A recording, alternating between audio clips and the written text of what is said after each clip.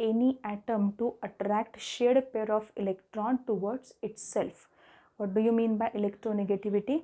Electronegativity is nothing but tendency of any atom to attract shared pair of electron towards itself. ठीक है, वही है ये जो यहाँ पे इन दोनों के बीच में इलेक्ट्रॉन का शेयरिंग यहाँ पे आपको दिखाई दे रहा है, इसलिए तो कोवैलेंट बॉन्ड बोल रहे हैं। ये जो बॉन्ड है यहाँ पे, इस ये जो इलेक्ट्रॉन है शेयर्ड इलेक्ट्रॉन से, ये इलेक्ट्रॉन बी क्या करेगा, खुद की तरफ खींच लेगा। ठीक है, मतलब क्या, बी क्या है, ज़्यादा इलेक्ट्रोनेगेटिव है, बी की टेंडेंसी क्या रहेगी, ये जो शेयर्ड पेयर ऑफ इलेक्ट्रॉन है उसको खुद की तरफ खींचने की टेंडेंसी वहाँ पे रहेगी।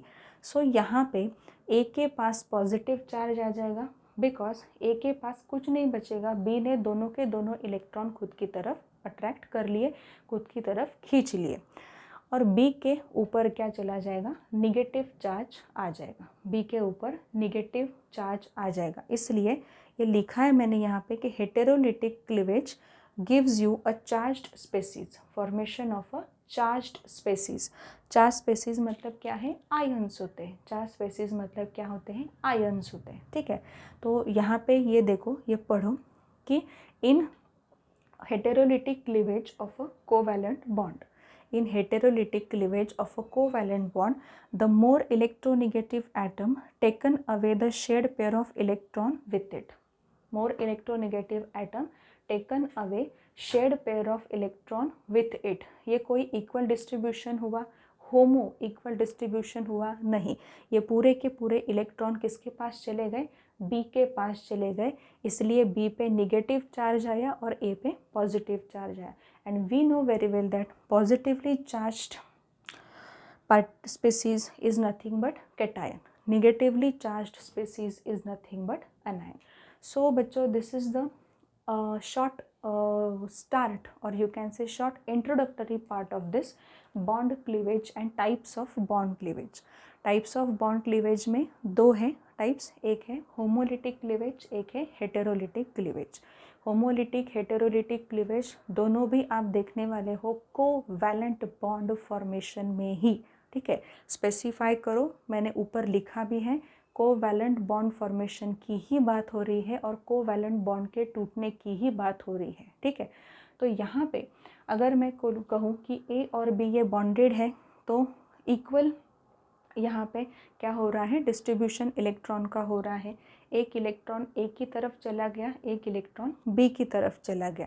सो we will get a free radical, और you can say just simple radicals. आपको होमोलिटिक क्लीवेज में क्या मिलते हैं, रेडिकल्स मिलते हैं, because one of the two electron goes to one of the bonded atom and other bound to other atom. ठीक है, तो ये होमोलिटिक। हेटेरोलिटिक में क्या है, कंडीशन है, वहाँ पे हेटेरोलिटिक में कंडीशन है कि सपोज ए और बी के बीच में क्या है, कोवैलेंट बॉन्ड है। ठीक है, ए और बीच में क्या है, ए और बी के बीच में कोवैलेंट बॉन्ड है। वो जो कोवैलेंट बॉन्ड है उसमें बी हमने कंसिडर किया है, it is more electronegative than A, B is more electronegative than A. Electronegative है, इसका मतलब क्या है, B has a tendency to attract shared pair of electron towards itself, वही किया है वहाँ पे बी ने, and B will have a negative charge on it, A will have a positive charge on it. Resultant वहाँ पे sentence यही होगा कि heterolytic cleavage gives us charged species, heterolytic cleavage gives us charged species which we can call it as a ion. ठीक है, so this is the part, short introductory part of the bond cleavage and types of bond cleavage. अब यहीं पे हम क्या करने वाले हैं, बॉन्ड क्लीवेज को थोड़ा सा डिटेल में पढ़ने वाले।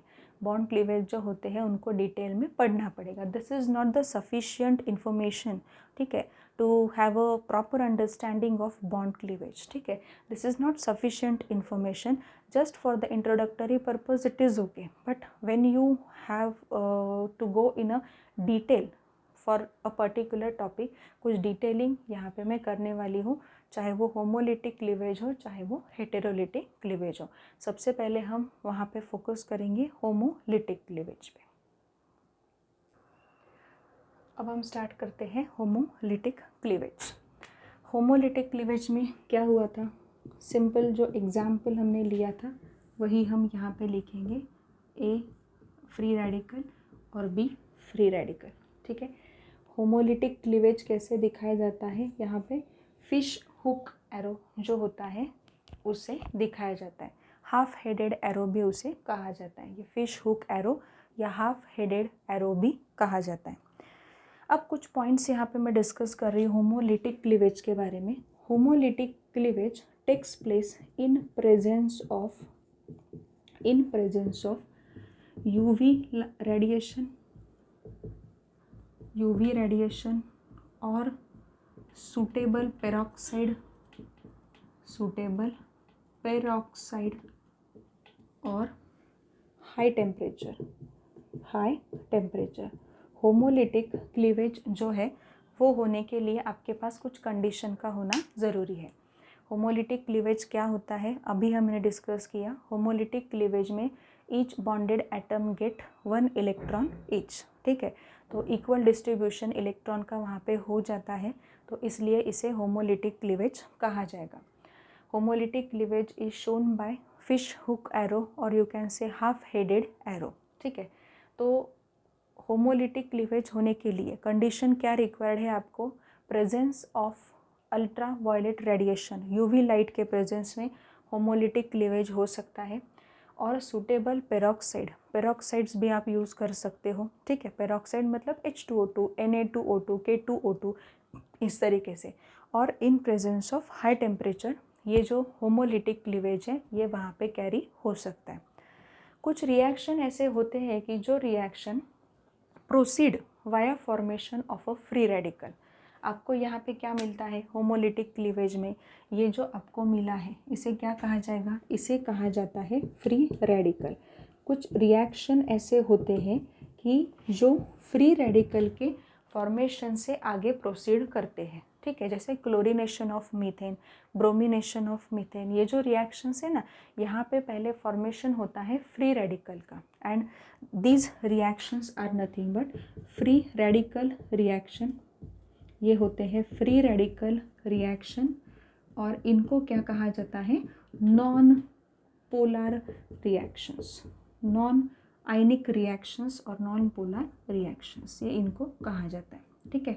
तो ये काफ़ी इम्पॉर्टेंट रहेगा कि जो रिएक्शन होमोलिटिक क्लीवेज या फ्री रेडिकल से आगे प्रोसीड होते हैं, मतलब रिएक्शन मैकेनिज्म में सबसे पहले फ्री रेडिकल का फॉर्मेशन होगा and then step by step reaction आगे बढ़ेगी और प्रोडक्ट मिलेगा।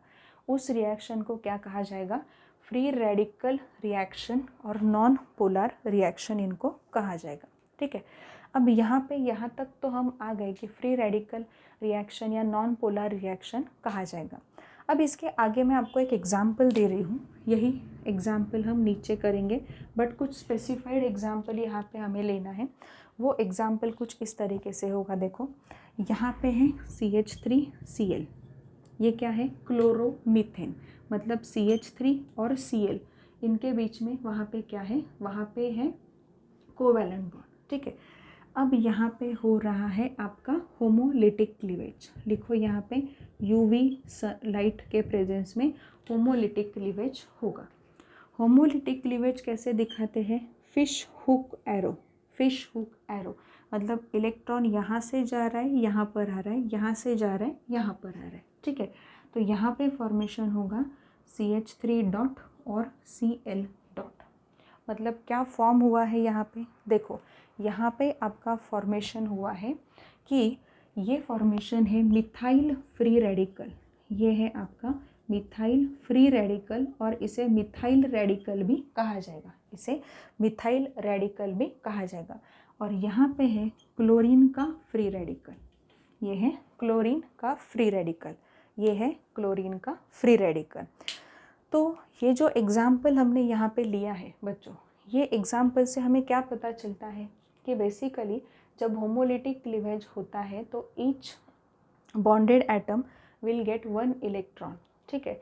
सो होमोलिटिक क्लीवेज यहाँ पे हो रहा है, फ्री रेडिकल का फॉर्मेशन होता है, और ये एग्जाम्पल के तौर पे मैंने आपको कहा, बट यहाँ पे क्वेश्चन इसके ऊपर काफ़ी आपको पूछे जाते हैं। कौन से क्वेश्चन, अब मिथाइल फ्री रेडिकल का जो शेप है उसके बारे में देखो, मिथाइल फ्री रेडिकल का शेप कैसा है, ठीक है। मिथाइल फ्री रेडिकल में कार्बन जो है उसका हाइब्रिडाइजेशन क्या है, ठीक है। मिथाइल फ्री रेडिकल को अगर रिप्रेजेंट करते हो तो उसकी ज्योमेट्री कैसी होगी, ये जो क्वेश्चंस है ये क्वेश्चंस आपको वहाँ पे आएंगे। सो यहाँ पे मैं रिप्रेजेंट करती हूँ कि मिथाइल फ्री रेडिकल हम कैसे निकालते हैं। यहाँ पे एक हाइड्रोजन है, यहाँ एक हाइड्रोजन है, यहाँ एक है, और ये जो है ये PZ ऑर्बिटल है, और यहाँ पे एक अनपेड इलेक्ट्रॉन आपको मिलेगा, यहाँ पे अनपेड इलेक्ट्रॉन आपको मिलेगा, ठीक है। तो ये मिथाइल फ्री रेडिकल जो है उसका क्या है, यहाँ पे शेप उन्होंने दिखाया है, यहाँ पे डॉट है, मतलब क्या है, ये अनपेड इलेक्ट्रॉन यहाँ पे आपको मिल गया, ठीक है। सो अब मिथाइल फ्री रेडिकल मिल गया, होमोलिटिक क्लीवेज किया आपने, क्लोरोमीथेन में, मिथाइल क्लोराइड में होमोलिटिक क्लीवेज किया और मिथाइल फ्री रेडिकल आपको मिल गया। ये मिथाइल फ्री रेडिकल जो है इसमें कार्बन का हाइब्रिडाइजेशन पूछा जाता है, which is sp2 hybridisation. Carbon का हाइब्रिडाइजेशन क्या है, यहाँ पे sp2 हाइब्रिडाइजेशन, कार्बन की बात हो रही है। अब आप बोलोगे हम तो 11th में हैं या 12th में भी गए होंगे तो हमें याद नहीं है कि हाइब्रिडाइजेशन कैसे निकालना है। सबसे पहले आप ये समझने की कोशिश करो, हाइब्रिडाइजेशन आप सेंट्रल एटम का निकालते हो। सेंट्रल एटम का हाइब्रिडाइजेशन निकालते वक्त आपको ये देखना है कि आपके सेंट्रल एटम ने कितने बॉन्ड फॉर्म किए हैं, कितने बॉन्ड फॉर्म किए हैं, ठीक है। मतलब यहाँ पे 3 बॉन्ड फॉर्म है, ठीक है। तो ये हाइब्रिडाइजेशन कौन सा होगा, sp2, S और 2 P, मतलब 3 हो गए, ठीक है। यहाँ पे तो 3 बॉन्ड अगर फॉर्म हुए हैं तो ये मैं जस्ट आपको हिंट बता रही हूँ, this is not the correct way to identify hybridisation. Hybridisation जब आप डिटेल में पढ़ोगे तब आपको बहुत अच्छे से समझ में आएगा। अगर बीच वाला सेंट्रल एटम है उसने 4 बॉन्ड फॉर्म किए हैं, ठीक है, तो वो sp3 हाइब्रिडाइजेशन। अगर वहाँ पे लोन पेयर है तो लोन पेयर को भी कंसिडर करना पड़ता है, ठीक है। तो ये पॉइंट्स काफ़ी इंपॉर्टेंट होते हैं हाइब्रिडाइजेशन में, but for this particular instance आप इतना याद रखो कि इस पे क्वेश्चंस पूछे जाते हैं, इस पे क्वेश्चंस पूछे जाते हैं। मिथाइल फ्री रेडिकल जो है, मिथाइल फ्री रेडिकल का एक शेप जो है वो बनाओ, ये ऐसा भी क्वेश्चन आ सकता है 1 मार्क के लिए। रिटन जो भी क्वेश्चंस आते हैं उसमें कार्बन का हाइब्रिडाइजेशन क्या है, sp2 hybridisation, and what the geometry this particular methyl free radical exhibit. कौन सी ज्योमेट्री यहाँ पे आपको मिल रही है, प्लेनर ट्राइगोनल ज्योमेट्री। यहाँ पे कौन सी ज्योमेट्री आपको मिल रही, प्लेनर ट्राइगोनल ज्योमेट्री आपको यहाँ पे मिलती है मिथाइल फ्री रेडिकल की। सो ये पॉइंट्स बहुत बहुत बहुत इम्पॉर्टेंट है। ये मिथाइल फ्री रेडिकल का मतलब क्या है, it is nothing but alkyl free radical. Methyl मतलब क्या है, अल्काइल, अल्काइल फ्री रेडिकल। अब यहाँ तक तो हम आ गए, क्या क्या देखा हमने, होमोलिटिक क्लीवेज जो होता है, homolytic cleavage of covalent bond में क्या होता है, वहाँ पे each bonded atom will get 1 electron, ठीक है। सो वो होमोलिटिक क्लीवेज होगा। Homolytic cleavage takes place in presence of UV radiation, in presence of suitable peroxide, और you can say in presence of high temperature, ठीक है। ये है जो रिएक्शंस, और होमोलिटिक क्लीवेज में आपको मिलते क्या है, फ्री रेडिकल्स मिलते हैं, और जस्ट सिंपली हम उसे रेडिकल भी बोल सकते हैं।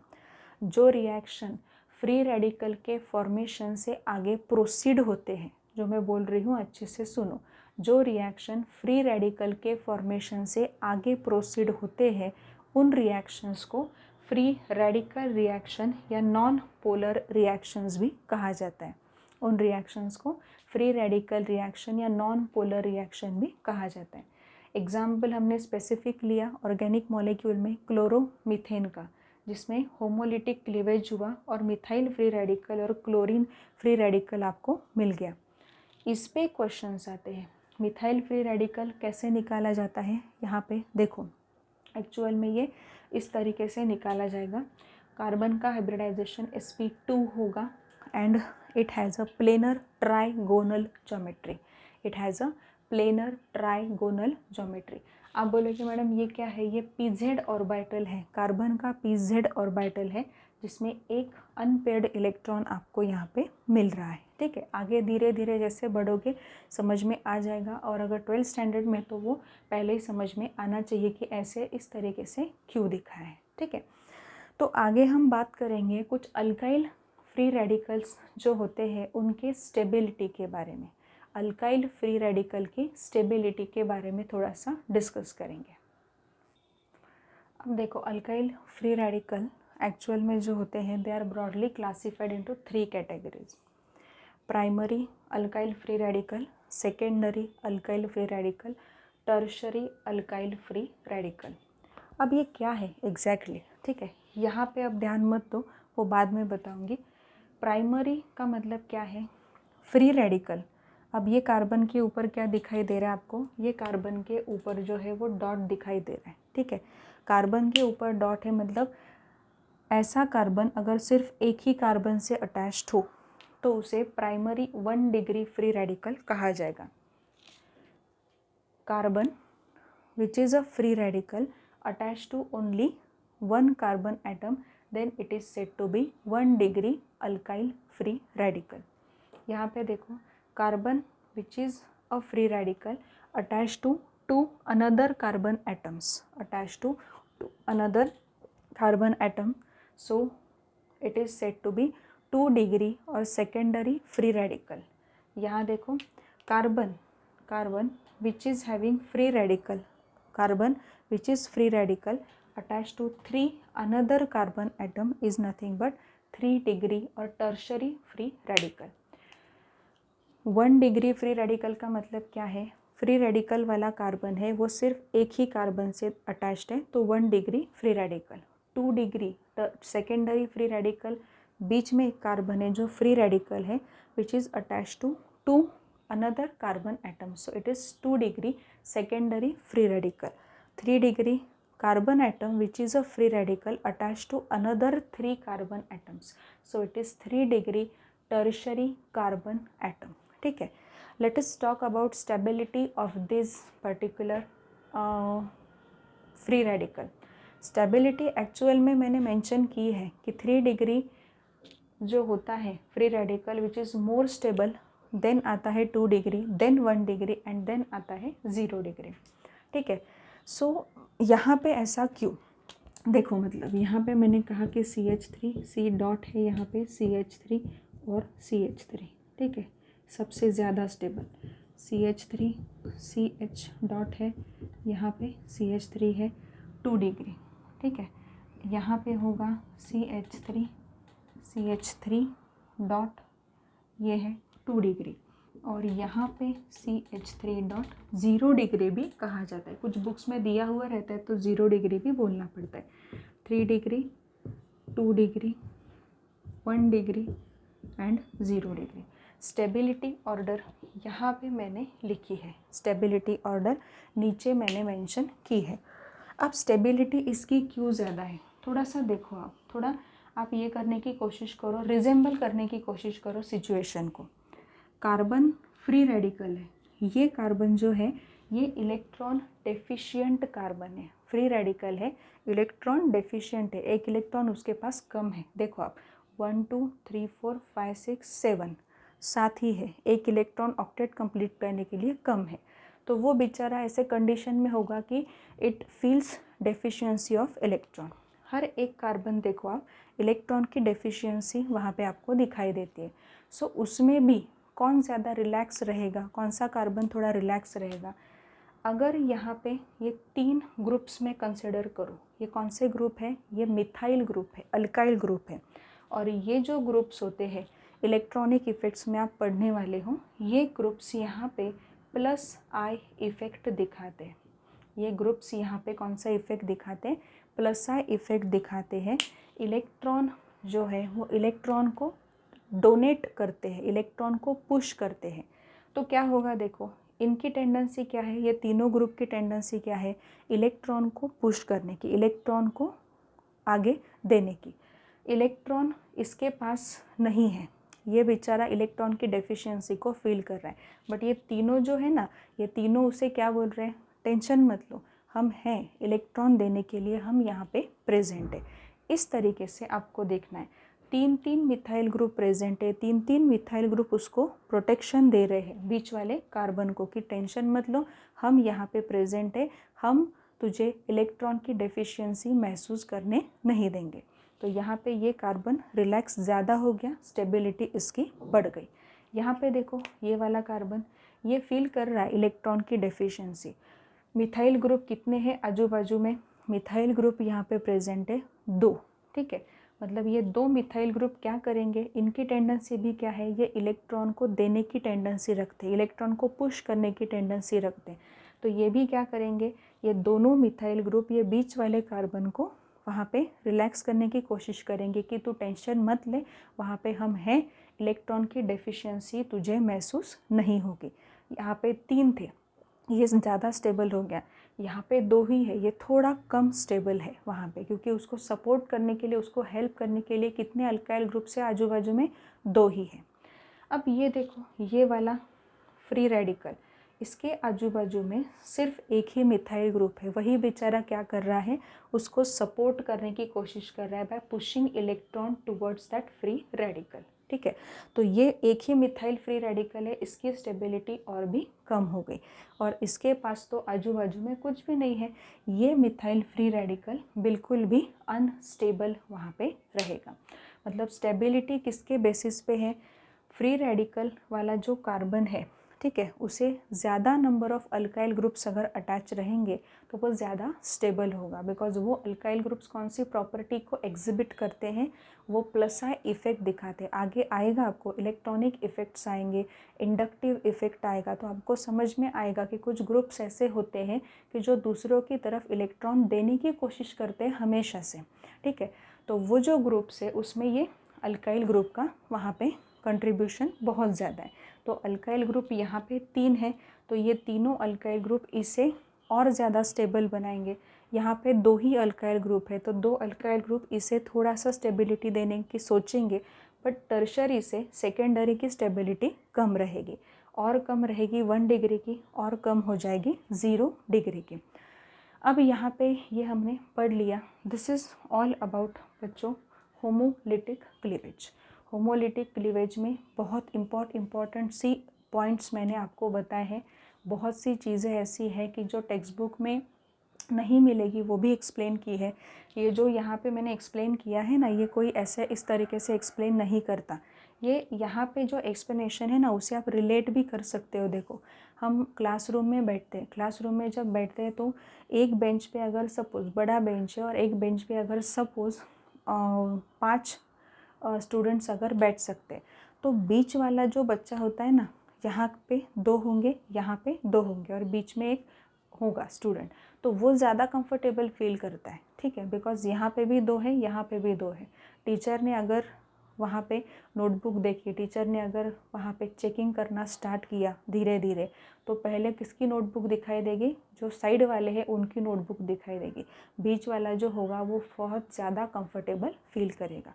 ऐसे ही इसी तरीके से अल्काइल ग्रुप्स क्या करते हैं, इस पर्टिकुलर कार्बन फ्री रेडिकल को कुशनिंग देते हैं, उसे हेल्प करते हैं, इलेक्ट्रॉन की डेफिशिएंसी उसे महसूस ना हो, इलेक्ट्रॉन की डेफिशिएंसी में से उसे अनस्टेबिलिटी ना आए। इसलिए ये मिथाइल फ्री रेडिकल जितने ज़्यादा होंगे around particular carbon free radical, उतनी उसकी स्टेबिलिटी वहाँ पे ज़्यादा रहेगी। So this is all about today's lecture. हम लोग theoretical basis of chemical reaction से आए हैं। Theoretical basis of chemical reaction में हमने सबस्ट्रेट रिएजेंट बोथ दोनों को कंबाइन अगर करते तो रिएक्टेंट बन जाता है। मेन आपको प्रोडक्ट मिलता है, उसके साथ साथ बाय प्रोडक्ट भी मिलता है। वहाँ पे मैंने ये भी कहा है आपको कि organic reaction is never a 1 step process, it is a multi step process. Organic reaction के जो प्रोसेसेस है वही हम डिटेलिंग जब करते हैं तो उसे ही रिएक्शन मैकेनिज्म कहा जाता है। सबसे पहले वहाँ पे होता है इलेक्ट्रॉन का मूवमेंट। नेक्स्ट आप देखते हो वहाँ पे bond cleavage, bond formation. Third point हमने देखा accompanying energy changes and changes in shape as well, ठीक है। अब आगे हम देखेंगे वहाँ पे कि उसमें फोर्थ होता है rate of overall reaction. Rate of overall reaction. So ये हमने वहाँ पे डिस्कस किया। उसके बाद हमने स्टार्ट किया बॉन्ड क्लीवेज। बॉन्ड क्लीवेज में होमोलिटिक एंड हेटेरोलिटिक क्लीवेज होता है। हम बात कर रहे हैं बॉन्ड क्लीवेज में सिर्फ कोवैलेंट बॉन्ड के टूटने की बात हो रही है, ना ही आयनिक की बात हुई है, ना ही कोऑर्डिनेट बॉन्ड के बारे में हमने देखा है। कोवैलेंट बॉन्ड दो तरीके से टूट सकता है, होमोलिटिक क्लीवेज और हेटेरोलिटिक क्लीवेज। होमोलिटिक क्लीवेज और हेटेरोलिटिक क्लीवेज में अभी तक आपको जितने पॉइंट्स ऑफ डिफरेंस मिले हैं वो ये है कि होमोलिटिक क्लीवेज जो होता है उसमें वहाँ पे हम ये बोल सकते हैं कि रेडिकल का फॉर्मेशन मिलता है, वेरएज हेटेरोलिटिक क्लीवेज में आपको आयंस या चार्ज्ड स्पीसीज का फॉर्मेशन मिलता है। होमोलिटिक क्लीवेज देन हमने स्टार्ट किया था। होमोलिटिक क्लीवेज में मैंने ये कहा था आपको कि होमोलिटिक क्लीवेज कहाँ कैसे हो सकता है, किसके प्रेजेंस में, यूवी लाइट के प्रेजेंस में हो सकता है, सूटेबल पेरोक्साइड के प्रेजेंस में हो सकता है, हाई टेम्परेचर पे भी हो सकता है। In homolytic cleavage of covalent bond each bonded atom will get 1 electron, ठीक है। होमो इक्वली इलेक्ट्रॉन का डिस्ट्रीब्यूशन हुआ and then we will get a particular free radical which we simply called it as a radical. So radical में हमने देखा, example लिया chloromethane का। Chloromethane के एग्जाम्पल के बाद हमें मिला कि मिथाइल फ्री रेडिकल फॉर्मेशन होता है। अब हमेशा मिथाइल फ्री रेडिकल फॉर्मेशन होगा क्या? बिल्कुल नहीं, बाकी के भी अल्काइल रेडिकल फॉर्म हो सकते हैं। सो हमने अल्काइल फ्री रेडिकल को कैटेगराइज किया प्राइमरी, सेकेंडरी और टर्शरी में। Primary alkyl free radical which is attached to only one carbon atom. Secondary free radical carbon which is attached to another 2 carbon atom. Tertiary free radical carbon attached to another 3 carbon atom. So ये हमने देखा. Then we have talked about stability of that particular alkyl free radical. 3 degree alkyl free radical is more stable than 2 degree, then 1 degree and then 0 degree. Actual में 0 degree की concept आपके text book में नहीं है, but यहाँ पे इसे क्या बोलना है, कुछ टेक्स्ट बुक वो देते भी है कि वो 0 डिग्री हो जाता है, ठीक है। सो टर्शरी क्यों यहाँ पे इतना स्टेबल है? It is because of this presence of this 3 methyl groups, ठीक है, which are giving plus I effect, electron pushing effect. So ये कार्बन कंफर्टेबल हो जाएगा। यहाँ पे 2 है तो ये थोड़ा कम कंफर्टेबल होगा, स्टेबिलिटी थोड़ी कम। यहाँ पे एक ही मिथाइल रेडिकल है, थोड़ा और कम, और यहाँ पे एक भी मिथाइल वहाँ पे ग्रुप प्रेजेंट नहीं है attach to a free radical, और भी कम स्टेबल वो हो जाएगा। लास्ट रिजल्टेंट हमने देखा कि 3 degree free radical is more stable than 2 degree, then 1 degree and then 0 degree.